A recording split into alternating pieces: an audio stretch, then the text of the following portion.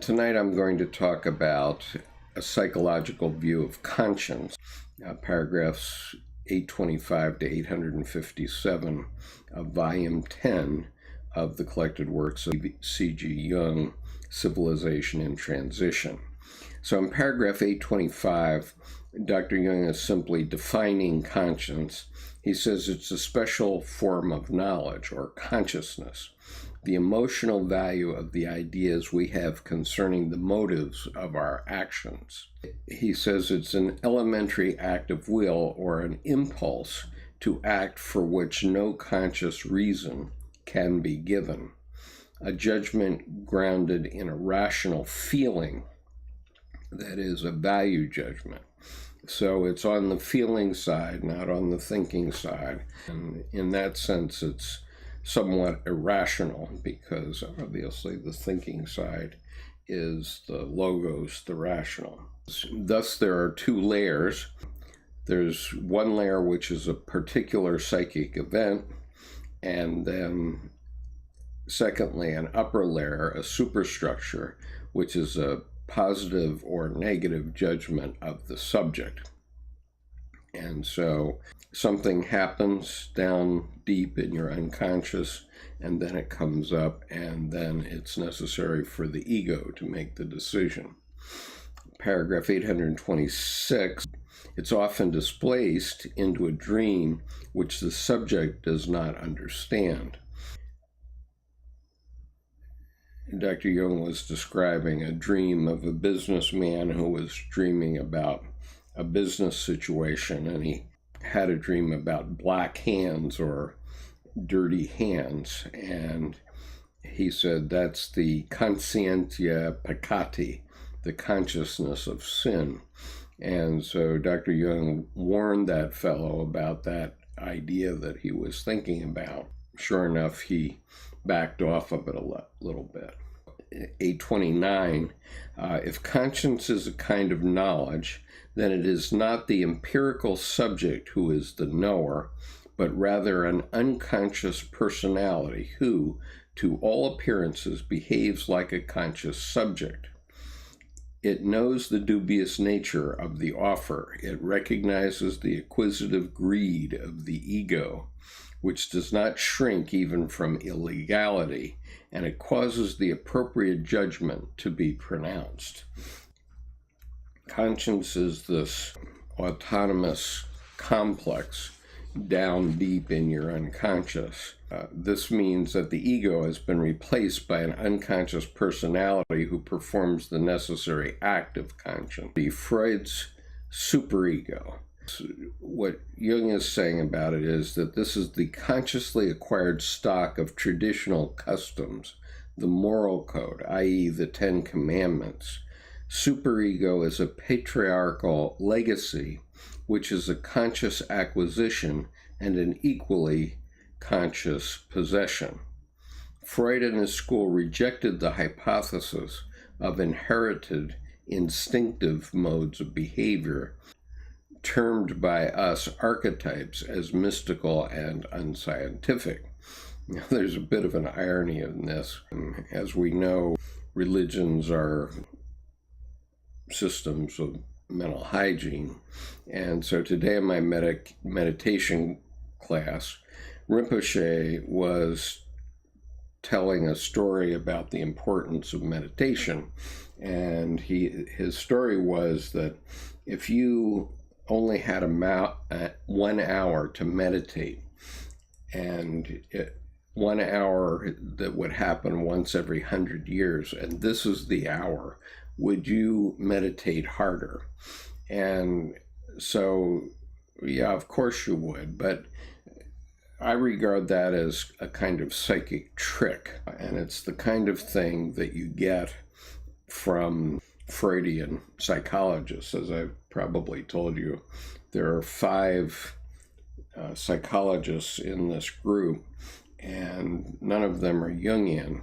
And so today I got this rather paternalistic comment about Jungian psychology where I was told, well, you know that Freud's methods have been adopted in psychotherapy, and Jung's have not. They're not part of the mainstream. Well, I guess she ought to come over here and look at this group.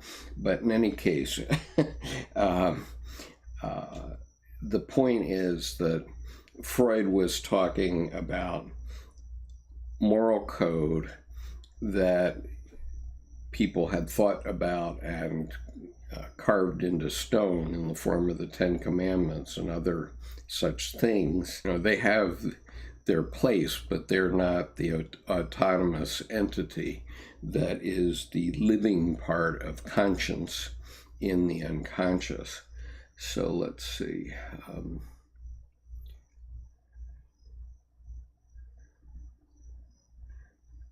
Dan says, do you think Dr. Jung would have anticipated how his spirit would live on? Yes, I do think he would have. I think that's why he was, one of the reasons why he was writing so frantically, even right up until the end. Andy says, Jung knew those who truly understood would carry on his tradition. Yes, I think that's also true. I assume so. He knew what he had found, and he knew that ultimately it would be discovered. And there's an interesting sidelight, which is that Mary Mellon was the wife of Paul Mellon, who was a famous, very successful banker in the mid-20th century.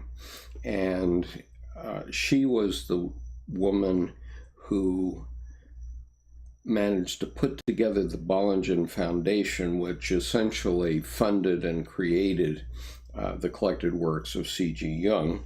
And I think I mentioned this last week, where her middle name is Conover. And so it makes me wonder whether somehow I was intended to pick this up. But anyway, here's a picture of Mary Mellon. You can decide if you see any family resemblance there. And so Mary Conover Mellon. And so I can read to you. She was obviously very important to Jung. Paul Mellon and Mary Mellon had come to Zurich during the Depression and had worked with Jung on analysis of themselves, and they became very close. I'll quickly read this letter. Dear Mrs. Mellon, Bollingen, 7 January 1941. So at this point in time, Dr. Jung was already a year and a half into World War II all around him, but the United States had still not entered the war. Since days I feel the necessity to write to you. Several times you appeared to me quite vividly. I'm sure by this time they had discussed the collected works. I know I still owe you a letter in response to yours, which you wrote in October. I had a pretty miserable time then. I did not feel well, and the term brought me, besides the lectures, a mountain of practical work. My summer vacation was full of work, too, and not so long as usual.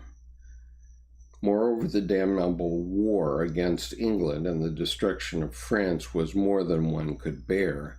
I had to feel with England all the time, as I had to support her, at least morally. The devastation of London hurt me as if it were my own country. I had to wait for my winter vacation to write letters.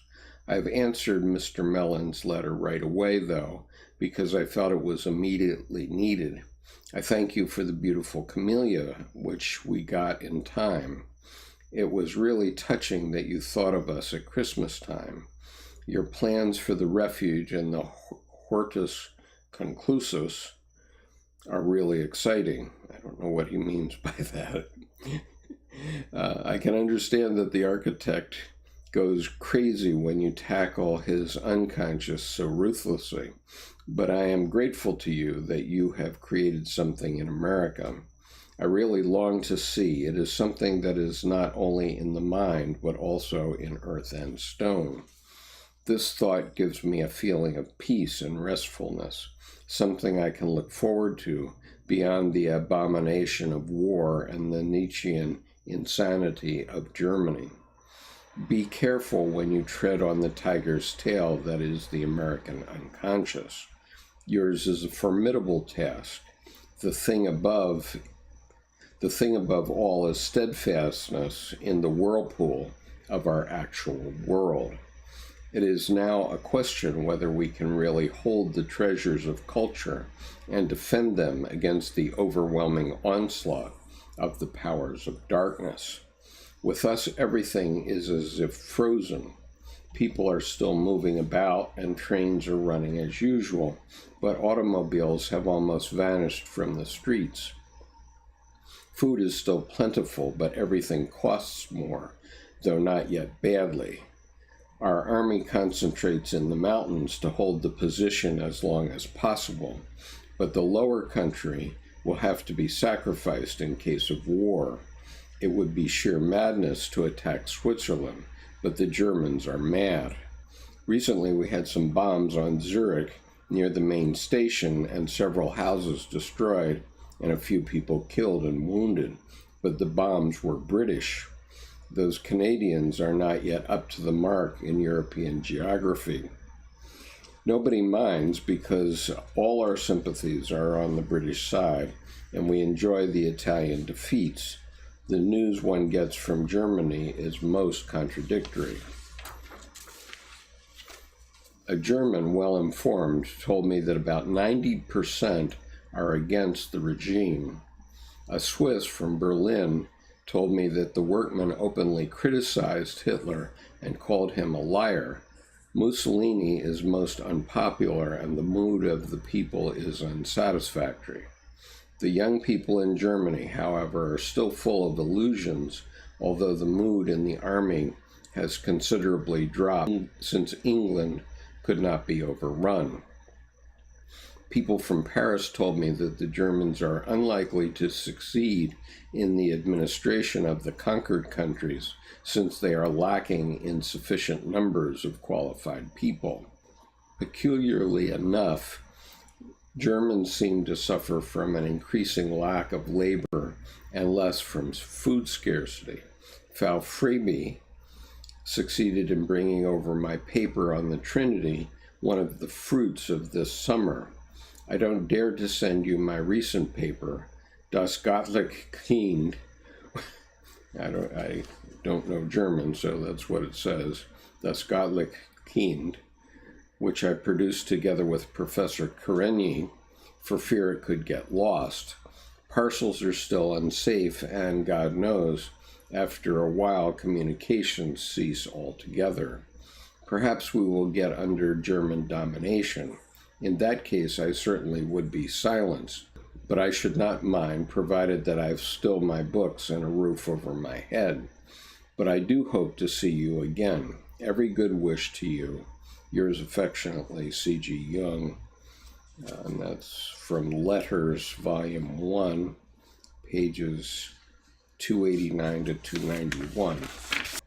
Daniel Breland says, didn't Jung say in the Red Book that we shouldn't follow anyone, not even him, that we should all make our own path? Well, it so happens that I put on my desk Man and His Symbols for this evening, and I have a paragraph from that right in front of me, and I intended to read it tonight also. And it's exactly on this point that we have to make our own path. And this is almost one of the last things that Dr. Jung wrote in his lifetime. He wrote it only 10 days before his death. As change must begin somewhere, it is the single individual who will experience it and carry it through. The change must indeed begin with an individual. It might be any one of us. Nobody can afford to look around and to wait for somebody else to do what he is loath to do himself. But since nobody seems to know what to do, it might be worthwhile for each of us to ask himself whether by any chance his or her unconscious may know something that will help us. Certainly the conscious mind seems unable to do anything useful in this respect. Man today is painfully aware of the fact that neither his great religions nor his various philosophies seem to provide him with those powerful animating ideas that would give him the security he needs in face of the present condition of the world. That quote comes from a subheading in Dr. Jung's piece in this book called Healing the Split, and in the hardbound version, a copy of which you can find in the Dropbox in electronic form, it's on page 101. The individual is the key. Biami says, is consciousness measurable? When we speak of it, it's only as a kind of measure. I don't think it can be held, only felt. I was reading something today from Dr. Jung which suggests that consciousness is not measurable, and also unconsciousness is not measurable. Thomas says Buddha said something similar. And Daniel says, what do you think of the idea that consciousness is the fifth form of elements, as in solid, liquid, gaseous, energy, conscious? Just a weird idea. Well, I think that I don't think it's an element, it's a form of energy. So E equals mc squared. And so if you think of Dr. Einstein's idea, if psychic energy envisions a God, and that God needs a cathedral, that psychic energy manifests a solid cathedral. And so the psychic energy goes into a mass. Will that later turn into more energy? Who knows? I don't know. Andy says, according to Google, Consciousness as a State of Matter was written by Max Tegmark. Andy says, your idea isn't crazy at all. It's going to be common knowledge soon. Daniel says, interesting, really looking forward to reading that. Just have to watch this first. Very cool that you thought the same thing. Thomas says, the answer he's saying will come from the unconscious of individuals rather than consciousness. Absolutely. I believe you can't be a Jungian and not see the power of the personal conscious experience on the world. It is what defines matter. We are not mere observers. And Opiami says, it is energy. That's clear. Same as us. Yep, same as us.